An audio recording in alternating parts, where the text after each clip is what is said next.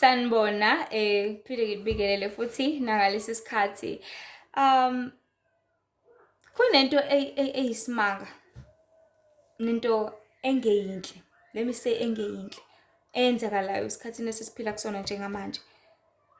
Isihloko nje engifisa siye kusona sithi, anibafundisi abantwana benu, anibafundisi abantwana benu. Kunencwadi nje, Izaga 22 verse 6 ethi, khulisa umntwana ngendlela eyokuba ngeyakhe, uyothi noma esekhulile angasuki kuyo. Kuthanda ukuba strange indlela abantu njengamanje abacabanga ukuthi abantwana kumele bazazele ngayo zonke izinto, bengabafundisanga lutho, bengabatshelanga lutho, bengabayalanga ngalutho. But I don't know, it's like in their minds and ideas, they think or they feel like umntwana kumele azi vele, kumele aqonde vele, ungazi ukuthi leyo nto leyo bayithathe laphi, ungazi ukuthi lowo mqondo bawuthathe laphi ukuthi ingane kumele izazele ngoba izowazi kanjani ingatshelwanga, izowazi kanjani ingafundiswanga. Siphile ezikhathini lapho khona abazali belimele kakhulu futhi bebuthakathaka emotionally ngale ndlela yokuthi bakukhiphela ebantwaneni babo konke lokho. Well, as much as abantwana bebathanda, you know, akekho umuntu ongayithanda ingane yakhe ngendlela ababathanda ngayo, kodwa abasababoni njengesibusiso anymore njengoba kwakwenzeka ngaphambilini, kodwa sebebabona njengezinto ezi-eda iplate, eziqeda ispress, ezi-eda futhi istress, ezi-eda iplate, eziqeda ispace, ezi-eda istress. So umntwana usewa-eda istress ukuthi awe mayena imali-ke futhi, awu se-eda ispace, awe ma kumele kutholakale ikamero, awubuka sesigcwele la endlini. No-eda iplate ukuthi sekunomunye-ke manje sekumele aphakelwe. Ngoba abantu abasayazi into ejabulisayo yangampela, ngoba bona bazithokoziselwa ukuphuma, bayithokozelwa umnandi, uphuzo and different activities akhona lapha emhlabeni. So igcina umthwalo nesicefe ingane ngoba iyakuvimbezela kukona konke lokho, since nayo idinga isikhathi sayo, idinga i-attention yayo futhi idinga sakho isikhathi mzali. It's very painful because at the end of the day ingane isuke ingazi ukuthi yona kahle kahle kanti umthwalo ongaka kuwena, isuke ingazi ukuthi kanti ikuthwalisa kanzima kangaka. Because mind you ayizicelelanga ukuza lapha emhlabeni, mind you ayazi lutho yona, mind you ayazi ukuthi kanti kudalela istress kangaka ukuthi kumele uhlezi uyithengele iparish, kumele uhlezi uyithengele ubisi, kumele uhlezi uyithengela zonke lezi zinto, ayikwazi konke lokho. Yona izele la emhlabeni futhi ilethe uwena ngezenzo zakho, ilethe uwena ngako konke okwenzile, whether uyihlelelile, whether uyihlelelanga, but still you did that intercourse. Yaqhamuka ngingane, ubucabanga ukuthi kuzokwenzakalani? Ubucabanga ukuthi ngeke izibe khona? Ubucabanga ukuthi mhlasimpe uzokwenza nje uphinde ukwenze just because you are having fun? No, kunama-outcomes and ama-outcomes iwona umntwana. Ama-outcomes isona i-stress, ama-outcomes iyona imali esekumele ungasayispendeli kuwena, usekumele uyispendele emanapkenini, esekumele uyispendele enganeni, esekumele uyispendele obisini, esekumele uyispendele eparishini, kwi-purity, uyikhiphe ingane ezingubeni zayo zokugqoka. Ikona impela ama-outcome ezenzo zakho.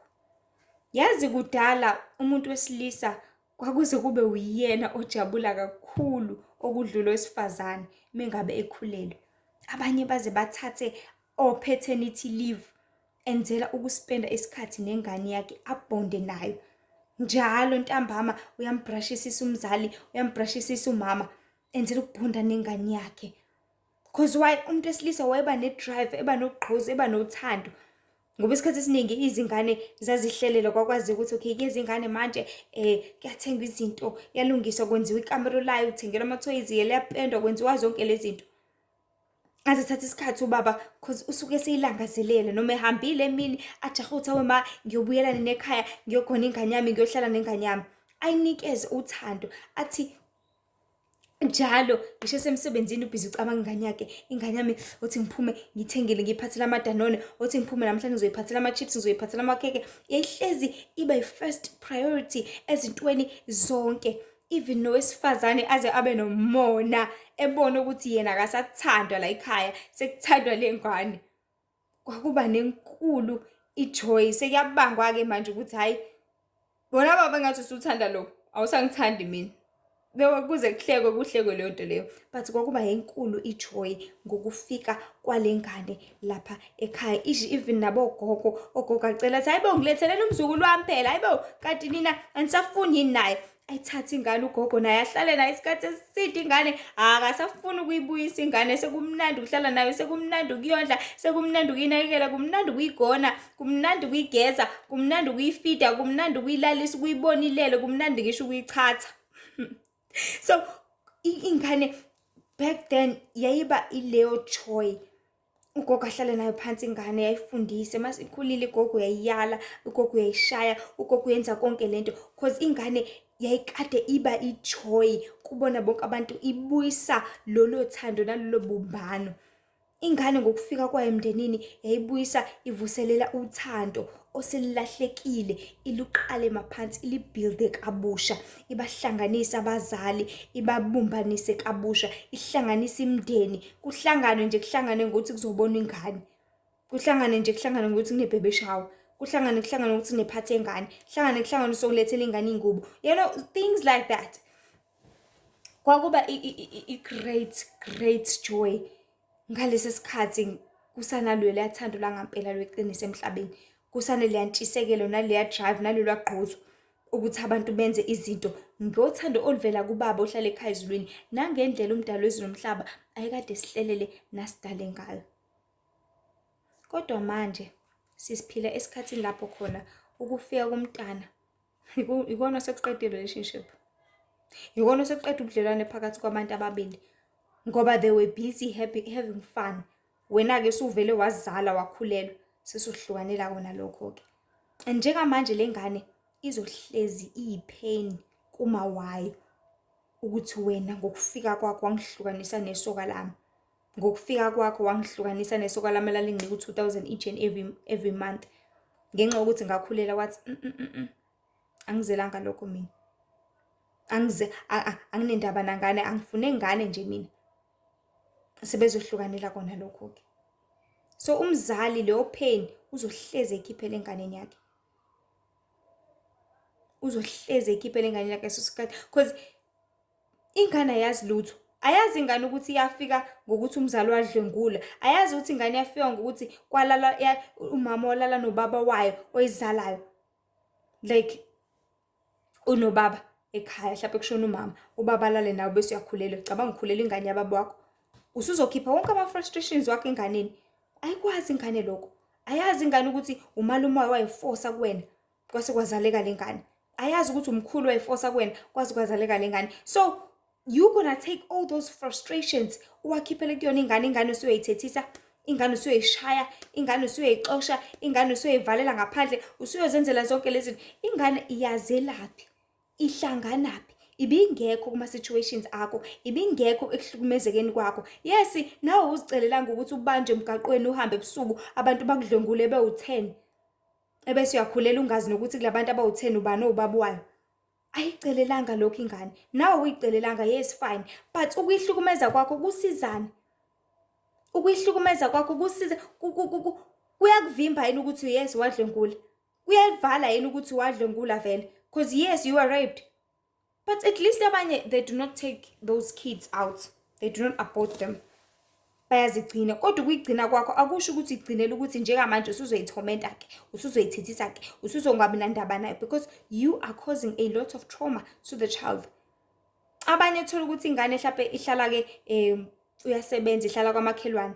Ingane nginxuthi abanendaba nayo because akuvela kuyona la ekhaya. Sebezoyithethisa, sebezoyishaya, iyona ezohlezi nephutha, iyona because abanendaba nayo. Ihloko sithi anibafundisi abantwana benu. Lento ifana nokuthi, so as I was saying, people take their frustrations kubantwana babo bakhohlwe ukuthi izingane azazi lutho futhi azicelanga ukuza lapha emhlabeni. It's like uyi-manager uxabane neboss. Bese ubekwa kwi-field lapho khona you are supposed to be training abasebenzi abasha ebese ungakwenzi lokho, ulindele ukuthi bazozibonela futhi bawenze kahle. Umbuzo uthi bazowenza kanjani umsebenzi, because uwena who was responsible for teaching these fellow workers, because basano 2 days lapha emsebenzini abazi ukuthi yini ekumele bayithinte, yini ekumele bangayithinti, yini ekumele bayenze, yini ekumele bangayenzi. You are supposed to be training them. So wena uzothatha ngokuthi vele mina ngixabene nebhosi angisahlangene nje nalabasebenzi. Abasebenzi bazowenza njani? Bazowenza into wrong lapha emsebenzini. And masebenza into wrong kuzosafarisha bani? The whole company is going to suffer. And definitely bona bazosafarisha kakhulu because bazowenza njani? Bazovele baxoshwe. Because isebenza into wrong, but you are the one who was responsible for teaching them. So we live in times lapho khona uNkulunkulu interested people ukuthi bazofundisa abantwana lapha emhlabeni ukuthi kumele bahloniphe, kumele babe discipline, kumele benze ukuthi nokuthi bakudle lokhu bangakudli lokhu, but because abantu ngoba basenendaba noNkulunkulu, abantu they do not care ngalezi zingane ukuthi bazifundise. They care more about themselves, they care more about bona, they care about their agendas, about izingqabano zabo, they care more about asebedlule kona, they care more about their past, they care more about zonke lezi zinto ezikhona emhlabeni. They lack ukunderstand ukuthi laba still abazi lutho, still lengane ayazi lutho, still ayazi ukuthi ifeni mangabe uyithinta izovele ife, ayazi ukuthi iketelo amanzi ashisayo awathinti. So abantu abazali angabe nendaba nengane ukuthi athi ungathinti lelo, ingane izidonsa iketelo bese iyasha yonke indawo. Kusafarisha bani? Kusafarisha ingane because ayazi. So we feel the mele train abantu awusabatrain ke sebenza into wrong, ibhosi yacasuka bese yabaxosha, baluza umsebenzi ngenxa yakho, ngenxa ama frustrations wakho. So abazali bathunyelwa ukuthi lapha emhlabeni batrain basize izingane, but abakwenzi lokho, baqhubeka nempilo zabo, baqhubeka nokuxasuka ngokudina nazo zonke izinto zabo. Ebese uNkulunkulu uzokwenza njani? Uzophinda dinelo lezi ingane, kodwa nawe uzosafarisha nawe mzali, because you are the one that was responsible for this child. So abazali kumele bafundise izingane ukuthi zisondele kuNkulunkulu, bafundise izingane ukuthi zihloniphe, zigqoke kanje, zingagqoki ukuthi, kodwa ngoba bona bakwenzi lokho, in as much as izingane sekumele zibonele zifundele manje, nawe mzali wesafa. Because now usuyafika ke bekumele ubatraina kithi, uyafika sebethinta izinto ekumele bangazithinti, usuyabathethisa, uyamthethisa manje akazi. Why nina nithintela? Why ungena kuleli office? You're not supposed to ungena kuleli office. Umbuzo uthi umtshelile yini ukuthi ngingangena kuleli office? Because awungitshelanga. Usuyamthethisha ke manje, uyamthethisa ke. Why kusizana ukuthetha kwakho? Because you are the one who lacked ukudlala indima yakho, what you were responsible to do at the first place. So manje usuyathetha, usuyangqabashiya, usuhlanya manje phakathi kwalabantu laba, because you didn't do your job, you didn't do what you were supposed to do, you didn't do, awuyidlalanga indima yakho ngokuphelele kulaba bantu. Ebese bayasafarisha ke egcineni. That is why abantwana esikhathini esiphila kusona njengamanje bezimbandakanya kanje kuphuzo namandla, bezibandakanya ekubhemeni, bezibandakanya kuzo zonke izinto ezikhona lapha emhlabeni, because abantu ekumele ngabe babafundisa abakwenzi lokho, abantu ekumele ngabe bayala abakwenzi lokho, phela bayabathethisa nje kuphela. So many people are so good ekuthethiseni izingane zibe zingazi lutho futhi bengazifundisanga lutho. I mean ulindele ukuthi ulwazi iluthathephi ngoba zithembe wena mzali. Uwena owazi kangcono lapha emhlabeni, uwena osubonile ukuthi emhlabeni kunjani, uwena osubonile ukuthi lokhu ku dangerous kangakanani, uwena osubonile ukuthi lokhu ku right, lokhu akukho right, lokhu kuyimpilo, lokhu akuyona impilo, uwena okwaziyo konke lokho. But if ungezoyitshela ingane yakho, ucabanga ukuthi izokwazela yona lokho?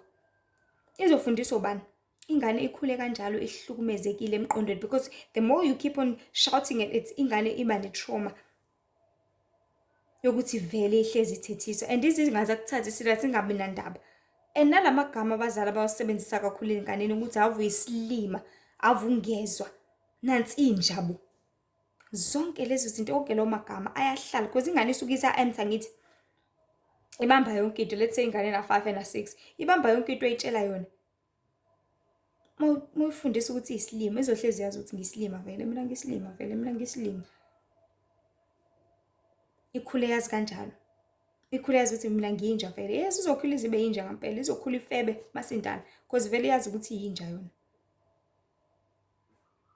Abazali abasayifundisa ingane izinto ekumele ngabe bayifundisa, abasayitshela ingane amaqiniso ekumele ngabe bayitshela wona, abasayenza intando yaNkulunkulu enganeni, abasayifundisi ngendlela yokuba eyayo ukuthi noma seyikhulile singasungi kuyo, kodwa bayifundisa indlela ebhedayo.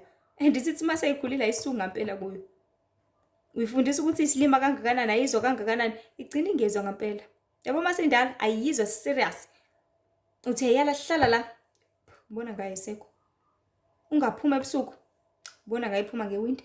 Because ubukade ulibele uthi awuzwa wena, and igcina ingezwanga ngempela. And izohlala kanjalo ingezwa. So lawo magama ingane igcina isizibona iyilokho ngempela ngoba kufake engqondweni yayo ingakazi lutho. So ngokwayo, that is the definition yayo kahle kahle. Kanti-ke okunye ukuthi lokhu kuthethiswa nokumenyezwa kugcina sekuyinorm. Ingasenandaba nakho nokuthi umuntu othethayo ubukeka njengesilimo. If ezothetha eduze, like ayenzi sense lento. Nakho sibabili siyakhuluma. Uyakhuluma nami, ngiyakuzwa. Uyakhuluma eyawuthini, nalo ngiyakuzwa. Isiphi isidingo sokuthi umuntu, ya wena awuvuka ukuthi ukhuluma eduze kwami nje. Why do you have to shout at me? Umemezelani? You are taken as a stupid person. Uthatheka njengomuntu wesilimo oyisula. Because uhlanye lona ozovela likhuluma isinom kanjani ngithi? I'll understand the manner of approach. I'll understand the manner nama manners. I'll understand ukuthi siseduzane, ngiyakuzwa. I'll understand ukuthi uyamuzwa. So uzokhuluma noma kanjani. So ufana nohlanye, ave hlanye, ave isilimo. Because it makes no sense ukuthi unyuse ivoice ngibe ngiseduze kwakho. That is why abantu besilisa abaningi avela ayithulele uma umfazi seqala uyamemeza ke manje, seqala uyathetha. Aze athi hayi angihlangane nenhlanya mina. Aqhubeke ahlanye yedwa. So with kids, they let you go crazy. Athi hawu seqalile kumani ukuhlanya kwakho, seqalile kuma usiyathetha. Ikushiye kanjalo ingane. Bese iqhubeke yenza ithanda ukwenza yona ngempilo yayo. Because akwazanga ukuthi uhlale nayo phansi, ukhulume nayo njengento onengqondo.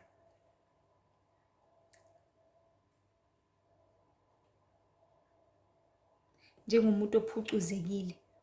Uyala ngoba ingane ithanda lokho. Uyabona umuntu uma uzohlala naye phansi umchazele ngorong wakhe, uyakuzwa. I guarantee for sure uyakuzwa futhi ukuthatha serious. Like umyeni wakho uma nje before bed uzohlala naye uthi kodwa baba usungazi ubuye late kodwa usungazi uthatha isikhathi eside kangaka ubuye emsebenzini, angikuthandi lokho.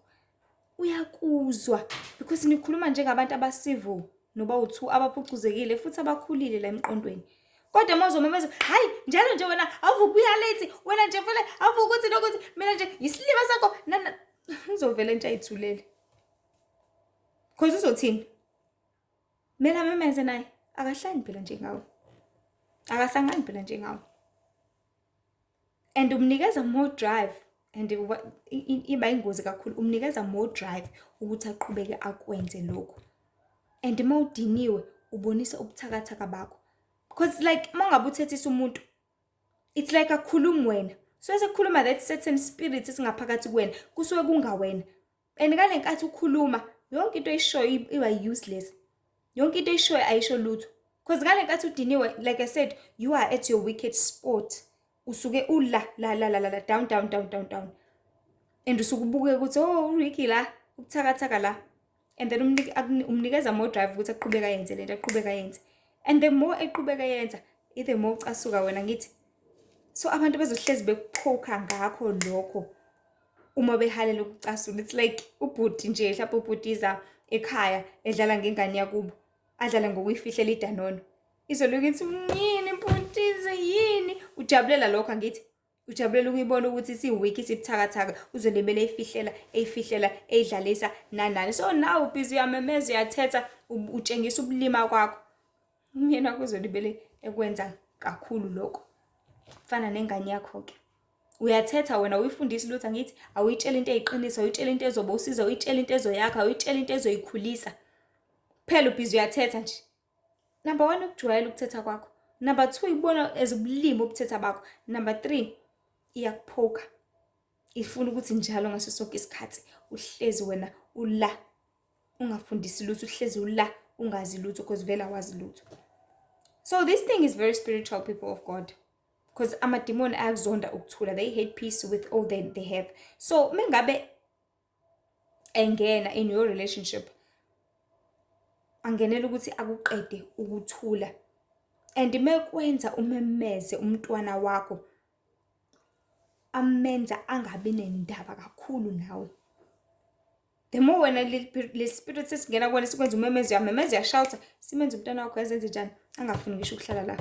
Ngcono abone ukuthi kungcono mangiyoyibhemela, kungcono mangiyoyifebela, ngcono mangilala lapha phansi uma uyangimemeza njalo, uma ave nesidina, uma ave nesiceve. So kuba ngcono kuyena uma abehlele ey'ndaweni zakhe, kuba ngcono unokuthula la ekhona, kuba ngcono unokuthula mehlele ey'nkalweni, kungcono unokuthula mehlele la kamathanda nhliziyo.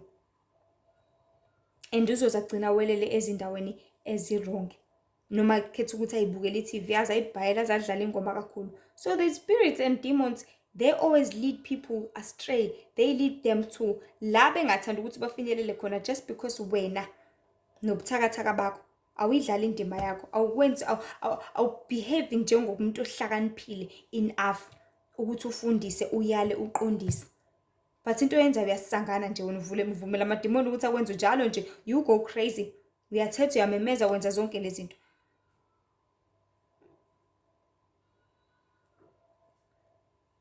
And uma ususumemeza, leli dimoni eswele kuwena licosha wonke umuntu around wena, ugcina usuyisilima wedwa, likwenze ungathandeki, futhi more especially likwenze umntwana wakho angasabi comfortable around you. And another thing, likwenza kwa wena ube nomzwangedwa, because uma usuthethile wathetha abasekho abantu eduze kwakho, usuwedwa, uyorealize ngesikhathi uthi kodwa nami ngibhedile yazi, kodwa yazi bese ingekho isidingo sokuthi ngimamemeze kanje, abasekho sebela bezothola khona ukuthula, because wena unakuthula ngithi. So abantu baNkulunkulu kumele hleze sazi ukuthi izingane ziwelele ezandleni zabazali ukuze bazozifundisa, ukuze bezoziyala, ukuze bezozinika uthando, ukuze bezozinika imfudumalo, ukuze bezozinika konke ezikudingayo. Aliwelelanga esandleni sakho ukuthi uzolibele uyithethisa, uyishove away, because ufana nomuntu oyixoshayo uma uyithethisa, uyayilahla. And definitely awuyifundisi lutho, kodwa uyifundisa ukuthi nayo kumele ithethe ngelinye ilanga, iphinde nayo ixosheza iy'ngane, sorry. So isihloko sithi anibafundisi abantwana benu.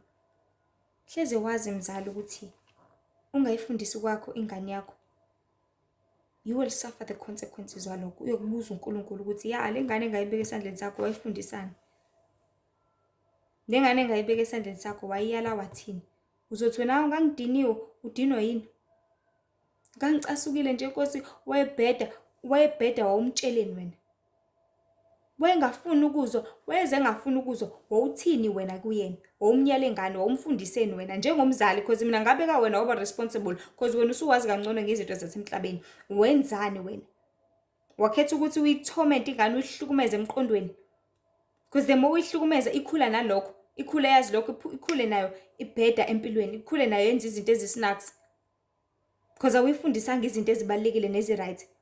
Because ingane ifuna ukuthi uhlale nayo phansi uyigone, uthi mntanami ungakwenzi lokho, umama akakuthandi lokho. And ingane iyalalela, yazi people, ingane iyalalela uma uzoyitshela kanjalo, umama akakuthandi lokho, yezwa? Yabo nje uma uphinde wenza lokho, umama uzokushaya, uzuyisabise, at least uyisabise-ke, uthi uzoqhamuka inonu.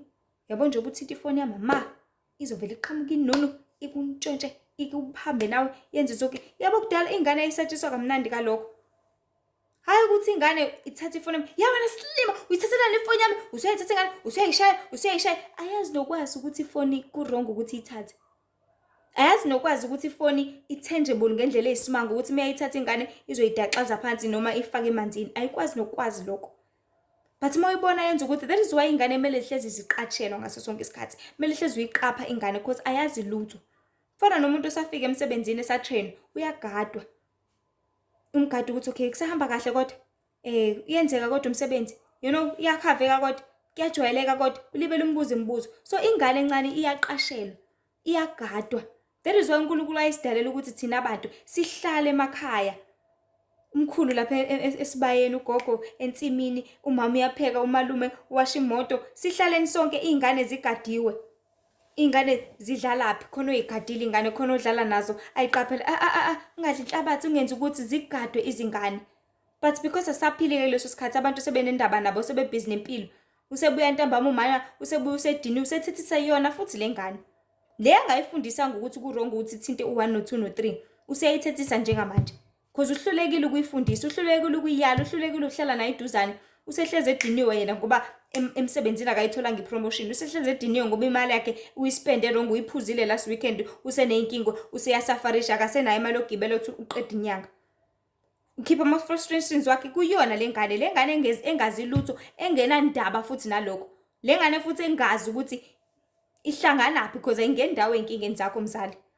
Ayingendawo ekuthenini yona yafika kabuhlungu kangakana lapha emhlabeni. Ayingendawo ukuthi wena imihelo yakho wezwa ubuhlungu ngenkathi uyizala nani. Why do you have to constantly remind your child ukuthi okusalayo mina ngakuzala, okusalayo 1 no 2 no 3, awuyilutho wena nani. Uzoyitshela ukuthi iyisilima, izokhula kabi ingane, izokhula izazi ukuthi ayizwa iyisilima and izongezwa ngampela, and umuntu engeyimizwe ngampela kakhulu uNkulunkulu odalile izwe nomhlaba. So wasayidlalanga indima yakho, awusayikhulisanga ngendlela eyoba ngeyayo ezothi uma isukhulile ingasuki kuyo. Kodwa usuyikhulise ngendlela yamadimoni ukuthi uma isukhulile ingasuki kuyo, amadimoni ahlale kuyona, ayithomenta, ayihlukumeza ingane, isafarishe impilo yayo yonke. Bantwana bakaNkulunkulu, anibafundise abantwana benu. Kunalokho niyabathethisa, kunalokho niyabashaya bengazi lutho. Ayikho fair lento. Kulungile yini ukuthi ushaye lento ongayazi? Incane lento ayazi lutho. Yes, kuyenzeka-ke esikhathini uthola ukuthi usuyiyalile ingane. Yabona lesiyaliwe isiyaza ngithi.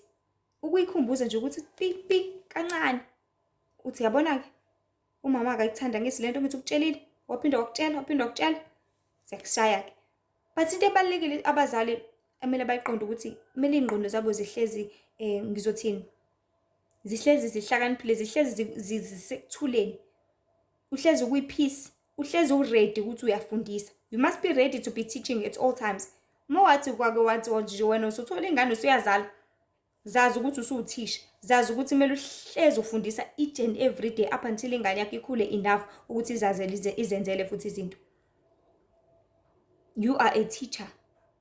Uyuthisha enganeni zakho, uthisha emndenini wakho because umsebenzi wakho lo uNkulunkulu ukuthembile ngawo. Wena othe ufuna ingane ngithi, wena ophinde wayenza futhi ingane, right? Umsebenzi wakho ukuthi teach your child. Umsebenzi wakho to be responsible for your child.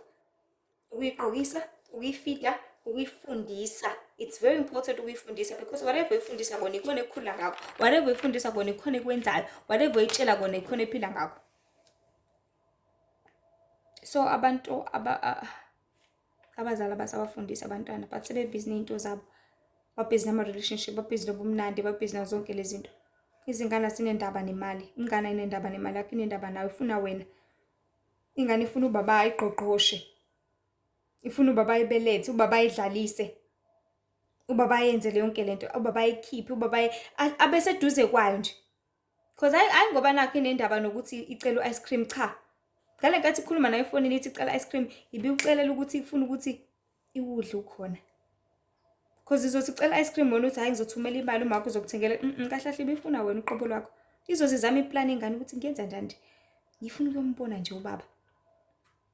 Izizama iplan ithi ngeke ma cela ukuyobona ubaba. And ezinye zikhale zibafunde ngempela ubaba bazo. Because ifuna uqobo lwakho. Ifuna leya bond, ifuna ukubonda nawe ingane yakho. But abantu abasenandaba nezingane zabo. Let alone ukuyifundisa. Asibuyeleni emuva ekuthenini singobani. Asibuyeleni emuva, fundiseni abantwana. Khona bezokhula kahle. Khona bezokwenza kahle. Khona bezobehave kahle. Because ubona nje ingane zonakala ziba worse kakhulu kunakuqala. It's because abafundisa abazali. Ingane ifika ifunde lapha esikoleni ukuthi kahle kahle kuyabhenya.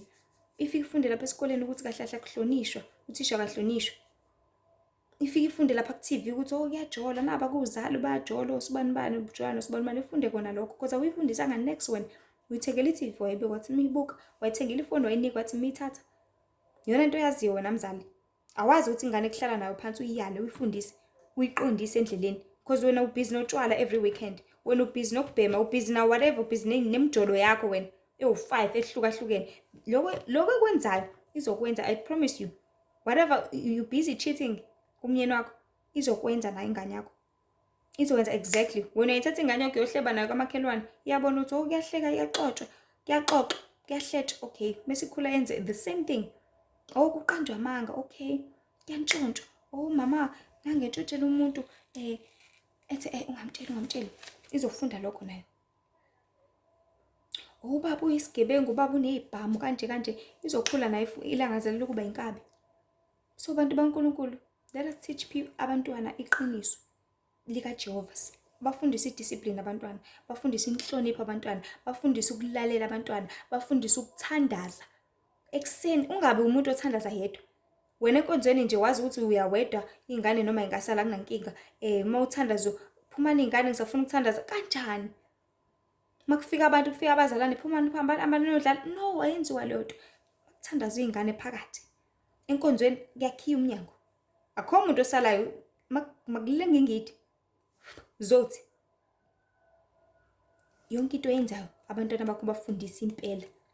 Because uzothi ngelinye ilanga ingane wena uyikhiphela ngaphandle ziyodlala njalo uma ukhuleka ziyodlala. Uzothi mase zindala ikhana usuyitshela ukuthi hayibo akiwe enkonzweni, sithi enkonzweni esanda kwenzani. Wena uhlezi uyawedwa nje enkonzweni. Why?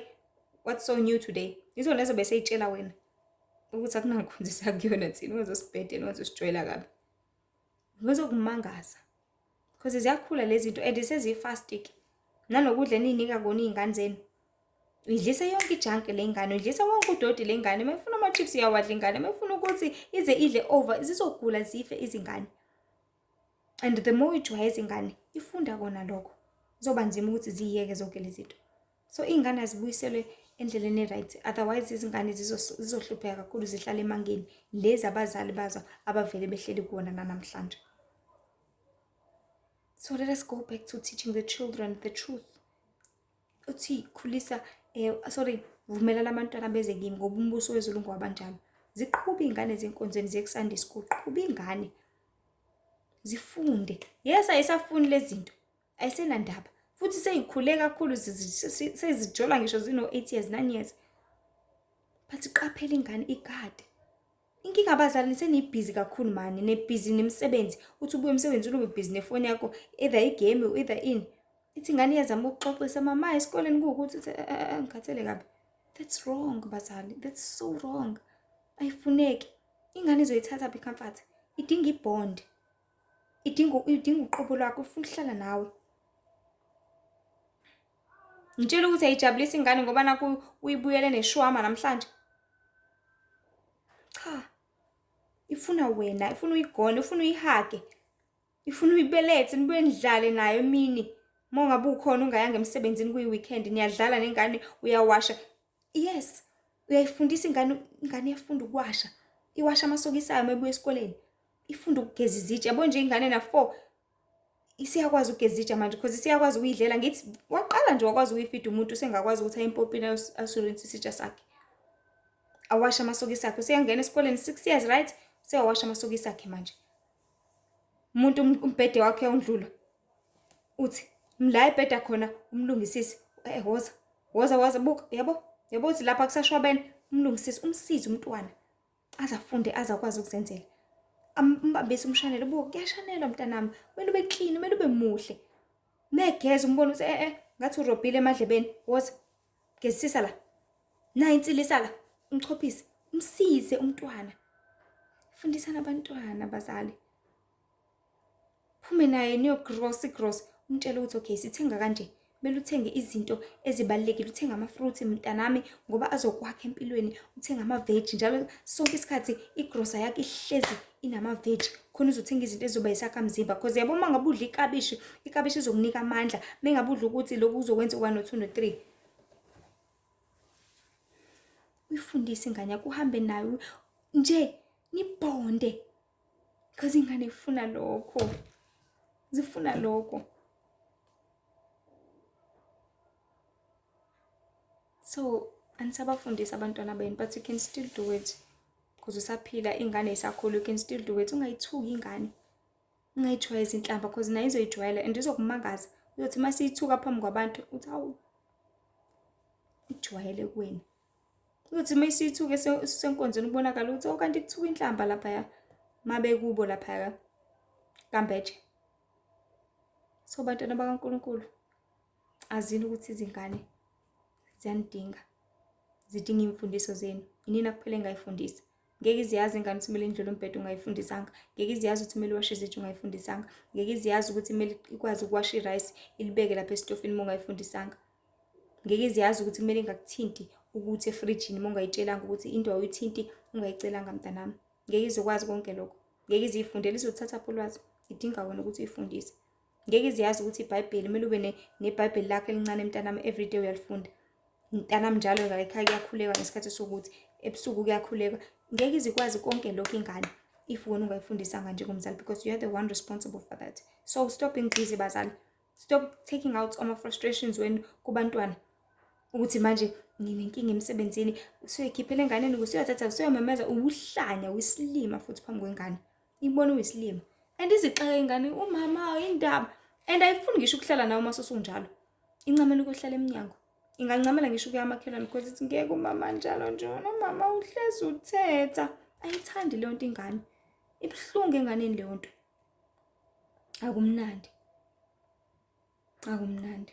So bantwana bakaNkulunkulu, khulisana abantwana ngendlela ezobeyayo enhle ezothi masekukhulile ingasukuyo. Jehova nje emdala izulu nomhlaba uyanithanda kakhulu. Anisize, nimnxuse, nibuyele kuye, nikhole ngokuphelele, nenze intando yakhe, nimesabe, nimhloniphe, nimthobele, bese nikhulisa abantwana benu ngendlela efanayo ukuze nabo bamthande uJehova, bamazi uJehova, baphulukise, basindise, babone umbuso wezulu ngelinye ilanga. So Jehova nje udala izulu nomhlaba uyasizonda isono, ngingakhohlwa, uyabuthanda ubungcwele kakhulu. And ezinye izinkundla zokuxhumana singakhohlwa-ke ukuthi khona uTikTok, uLihle Ithemba, khona uYouTube, which is here on this platform, and then khona uFacebook uLihle Ithemba Mzobe, and Instagram, whereby it's the same videos from TikTok. Nkosi nje ibe nani, inisize, nidlulise nje imiyalezo nakwabanye khona bezokwazi ukuthola usizo, baphulukise, bakwazi ukuthi baqonde izinto umdalo wezulu nomhlaba athanda ukuthi sizazi, siziqonde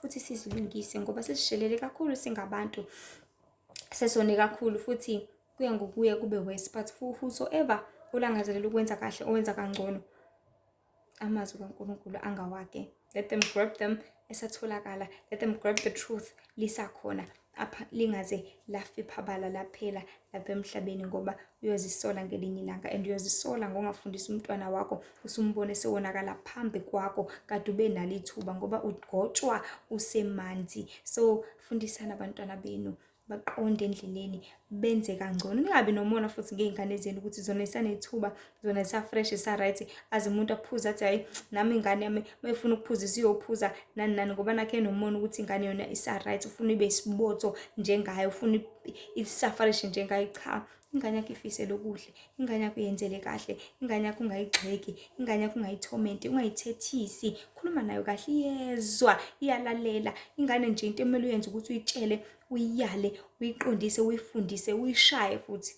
Yabo ukuyishaya, I guarantee for sure kuyi-standard, kuyi-level vele, because uma uyishaya usuke ungayibulali kodwa usuke uyikhulula ekufeni. Because abantu abaningi banebelief ukuthi mina ingane yami ngiyithanda kabanga nje, ngifuna ingane yami ishawe nani nani. Kahle kahle uma ungayishaya ingane uyayizonda, because uma yenza into erongo wena uzothi hayi angifuni nje mina nengane yami, angifuni nje umuntu ongishayela ingane yami. You are hating that child because iya ekufeni, isondele ekufeni, wena kodwa uyayibuka uthi ayiqhubeka isondele ekufeni. Hawu mina ngiyamthanda umntanami, ngiyamthanda umntanami. Iyaphuma ingane iyehla iyenyuka, awufuni ukuyishaya, uthi kodwa uyayithanda, awuyithandi neze, kunalokho uyayizonda. Futhi ngalokho kwenza kwakho kanjalo, you will suffer the consequences okuyibona isiyiphara kusasa. You will suffer the consequences okuyibona isiyi-addict kusasa, isiphuma lana ekhaya ingaphinde yabuya. Why? Because you let it yenza umathanda, ngoba uleke ukuyifundisa, uleke ukuyisondeza kuNkulunkulu, uleke ukuyiyala, uleke ukuyishaya